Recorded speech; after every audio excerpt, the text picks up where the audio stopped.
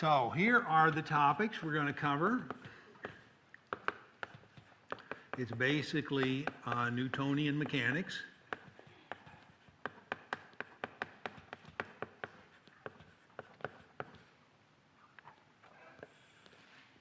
In this first course,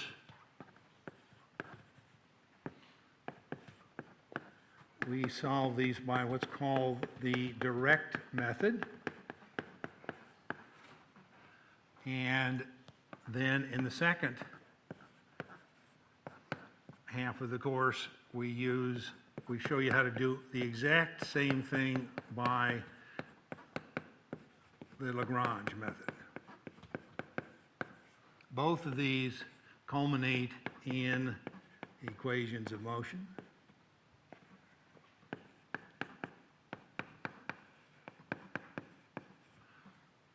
Okay.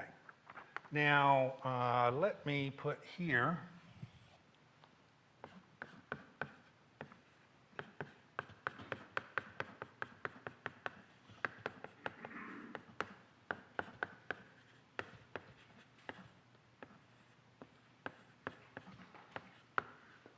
some of you might be thinking, well, how's that different than 801? Didn't I do all that in 801? Let me simply say you probably did some of it, and you certainly learned the concepts, we hope. But we're going to illustrate in this course is we not just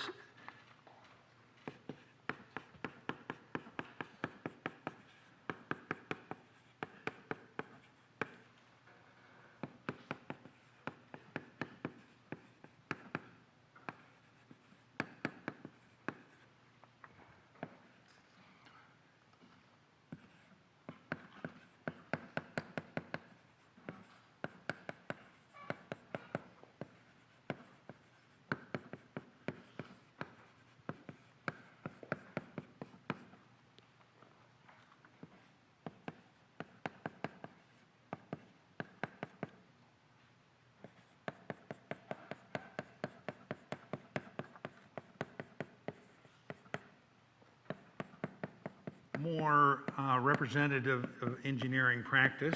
You'll see real machines, real systems, real objects.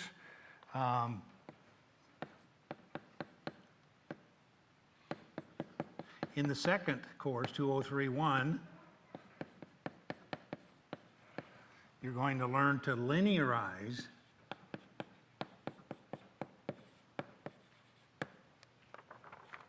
the equations of motion,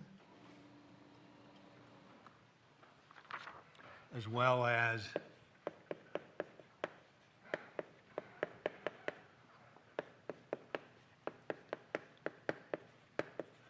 stability analysis,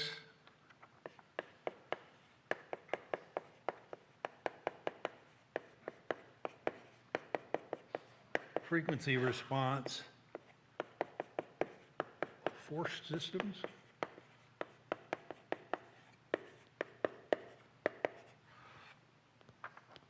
and if time permits,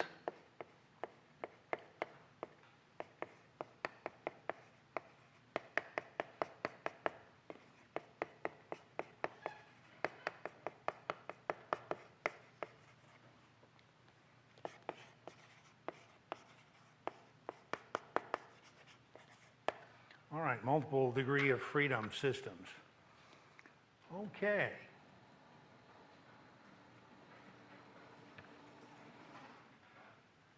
Now let's see how we're doing for time. Now we have to quit at 5 till. Okay. Very good. I can't imagine are there any questions? I can't imagine there would be at that kind of generality, but no questions? Perfect. It does behoove you to speak up here, so, and let me just say for the people in the booth, this is going to be the beginning of segment of video 1, 1, that's for their benefit. So, if I may, we're in the kind of review business here.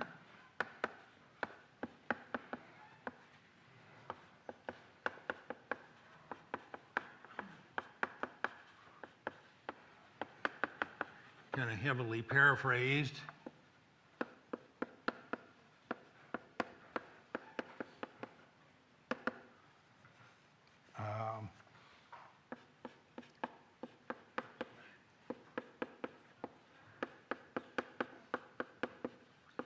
And bear with me if I butcher the English here.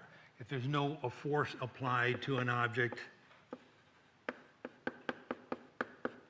because I want to use the other board here.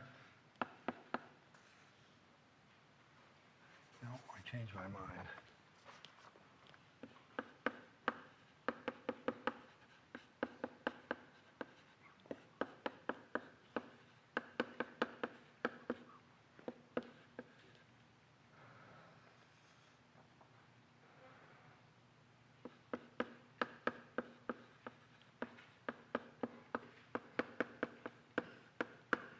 All right, that's the first one. Basically, if there's no force on an object, it's either going to stay still, if that's the way it started, or if it's already moving, it's going to continue in a straight line with constant velocity.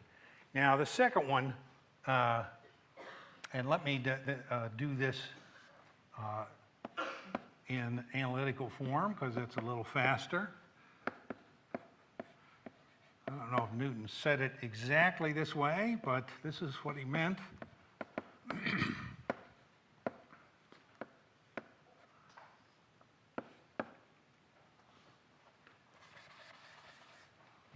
He basically said that a vector force, and again, this is all for a particle, say in the xy plane, if there is a particle of mass m at position r, if there is a force on it with a vector, and let's say this thing is moving in a direction, v to start with, then this in the same direction is its momentum. The momentum is a vector quantity that's simply the vector velocity multiplied by the mass, and the force is going to essentially cause the momentum to change. All righty? That's that, and so these two are often popularized as the familiar F equals ma. Hang on a second. All right, and then the last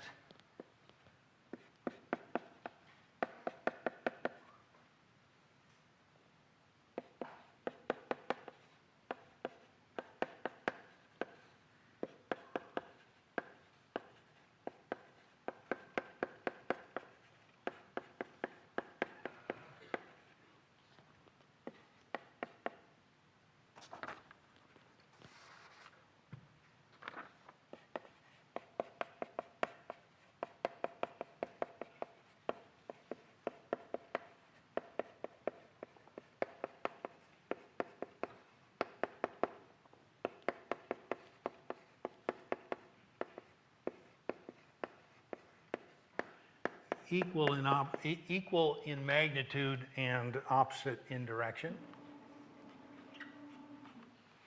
Okay, so that's what you should have learned that in 801 or somewhere. And what we're going to do in this course is that's kind of where the whole thing starts.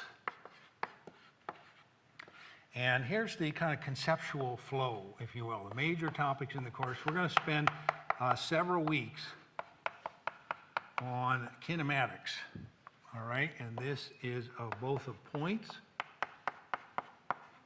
and particles.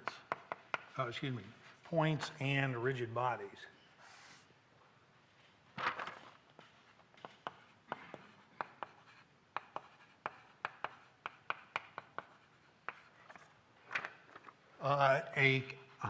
Interesting little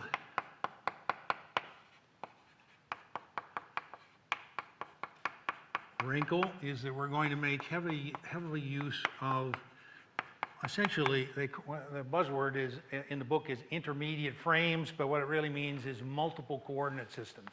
We're going to be talking about a fly walking on a fan, on a train, on a hillside, you know what I mean, where there's multiple coordinate systems. This makes the analysis simpler, but there is some texture to it. And the other half is the so-called kinetics. And once again, we're going to go from particles to rigid body. Basically, what we're going to do is turn Newton's laws for particles into the equivalent for rigid bodies. And, oops, hang on a second. That's right, this one doesn't move.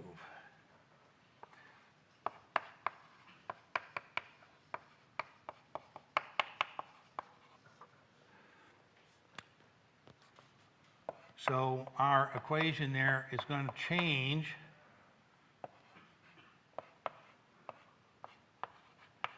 to represent the this form, the resulting of the summation of all the forces all over the rigid body to the big M is the entire mass of the rigid body, and this is the momentum of the rigid body. Conservation,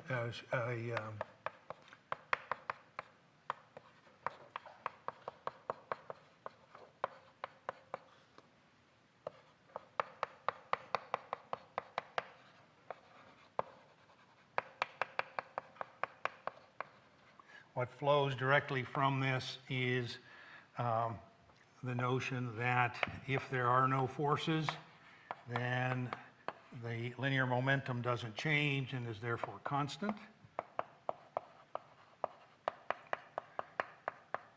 And there's a whole collection of problems that can be solved with that. Then we move on to rotation.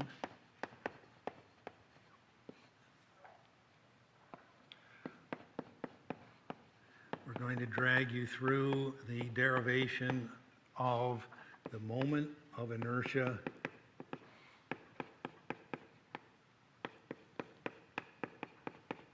matrix in 3D. In 1801, I believe that you're all familiar with the concept of moment of inertia as a scalar. All right, this is the three-dimensional analog to this. In 801, there was a single number for inertia. All right, when you go to 3 dimensions, when an object spins in 3 space, there are 9 numbers. It's a 3 by 3 matrix. We'll explain all of that. The concept of angular momentum follows from this. This is the vector quantity, which results when you multiply that moment of inertia matrix times the angular velocity vector. Okay, once again, instead of planar, we're going to 3D. And let me just go through these very quickly here. And what I'm basically doing is giving you a snapshot of the equations that you're going to see. Suffice it to say, you'll hear more than you feel you need to know about all of these before you're done.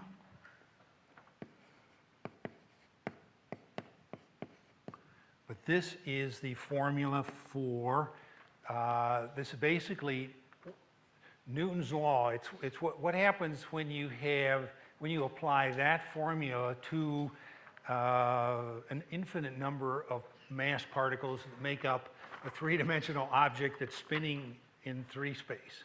All right, you get that turns into this, which for certain special cases simplifies to the more familiar.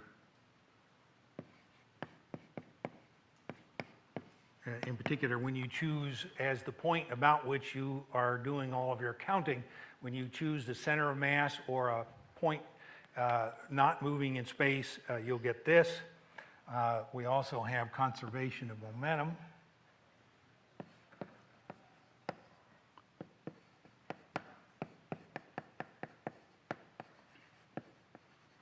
Just as we did before, that yields this kind of thing.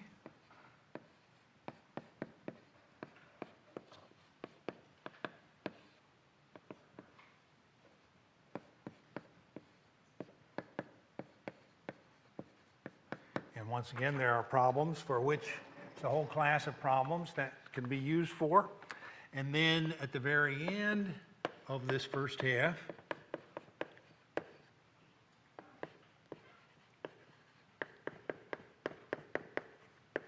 we're going to speak about the phenomenon of rotating imbalance.